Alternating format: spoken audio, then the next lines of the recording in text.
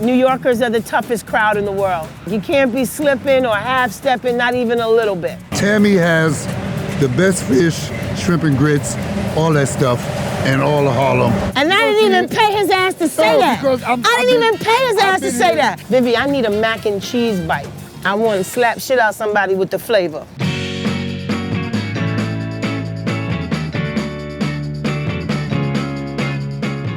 People care less about me. As long as them damn po' boys are good, them grits is creamy, and them shrimp are good, they could care less. My name is Chef Tami. Everybody calls me the seafood lady. I'm chef and owner of Harlem Seafood Soul. We sell the best seafood and soul food in New York, if you ask me. I've been operating Harlem Seafood Soul for the last 3 years. As you can see, we operate with a solar panel and a battery pack. Harlem's first and only eco-friendly restaurant-grade mobile kitchen. Where you from?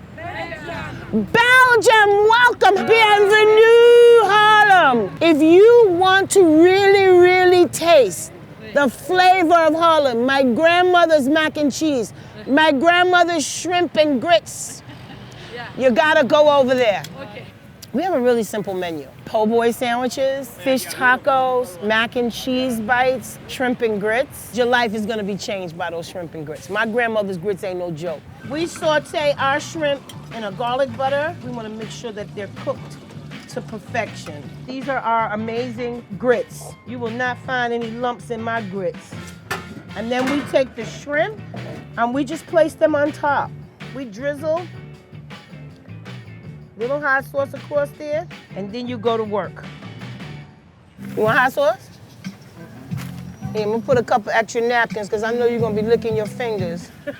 Thank you. Harlem Seafood Soul is bringing back the old Harlem that I grew up in.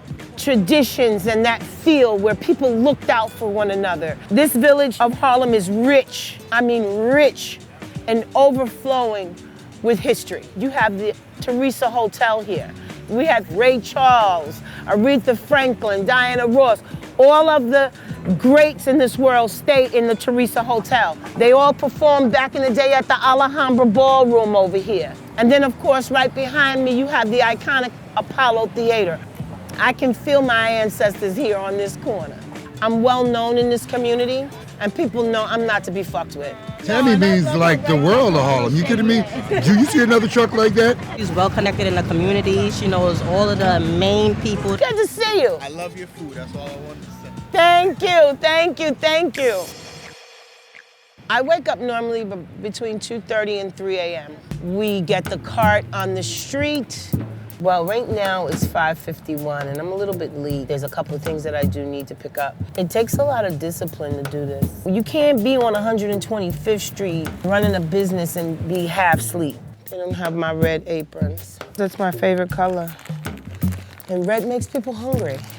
Actually, this will work. And in about 30 minutes, I'm gonna have some coffee and some protein. Good weed helps, sativa.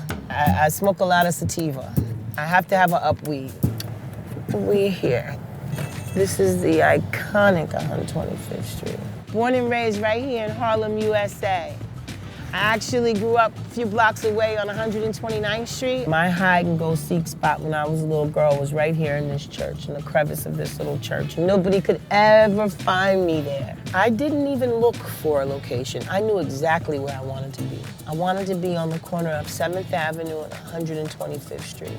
It was real important for me to be in the community for which I grew up in. Growing up, I watched my mother, her sisters, my aunts, my grandmothers, all in the kitchen cooking. Everybody had a special dish that they made. My grandmother, she had me up on a milk crate stirring grits in her house at the age of 6, 7 years old. When I think back, I can just smile. I think I honor my grandmother and my aunts every day using the techniques that were handed down to me as a little girl as I was growing up, and seeing people today enjoy it.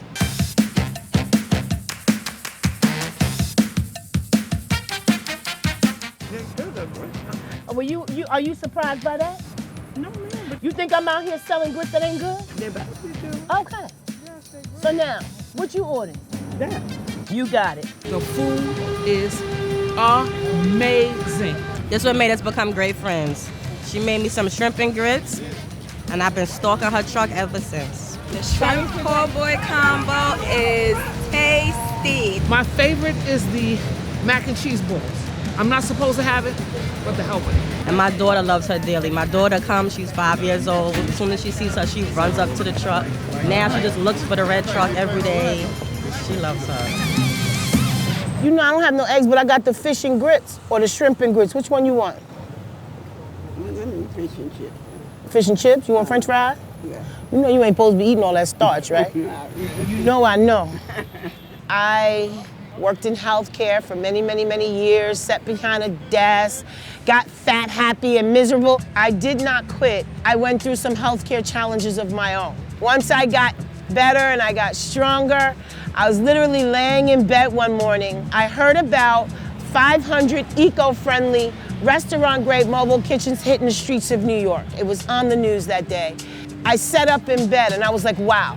And by the grace, we were able to acquire one.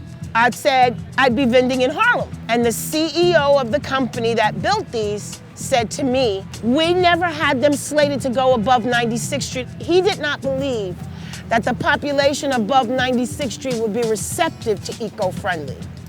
And that kind of pissed me off because my whole life, 96th Street has always been the cutoff points between the have and the have-nots. That made me even more determined. I knew I had to bring something to the table that nobody else was doing around here. I think I'm probably the only one on the streets of New York and all of the 5 boroughs doing shrimp and grits. Seafood coupled with the soul food, it really resonates with the people of Harlem because it brings you back to a time where people took pride in what they served in this community.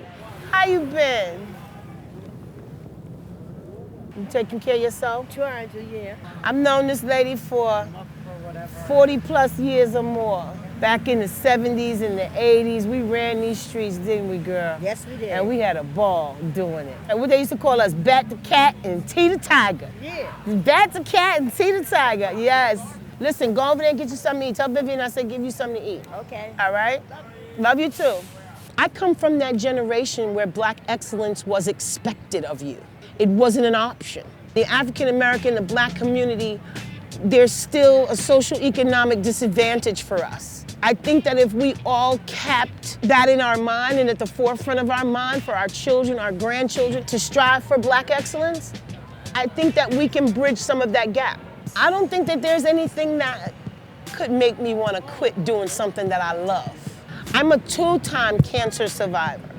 So therefore, challenges that other people face, I look at them as details that just need to be worked out. So I don't stress over the bullshit or the small stuff. I have overcome a lot of things and cancer wasn't the worst of them. I overcame a crazy husband, abusive. I overcame depression. I've raised my children on my own. I'm like that blade of grass that you see, or that beautiful flower that pops through the concrete, a crack in the concrete. You can pour concrete on me and still I rise. Thanks to Dr. Maya Angelou for giving us that amazing poem. And each day I look forward to rising to do again what I love.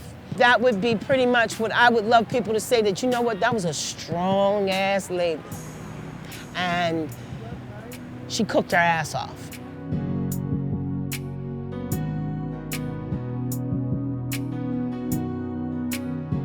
I love my New Yorkers, you heard? Hey, where you from, baby? Right here in St. Nick. All right. Harlem. That's right, Harlem to the core. Get it, girl.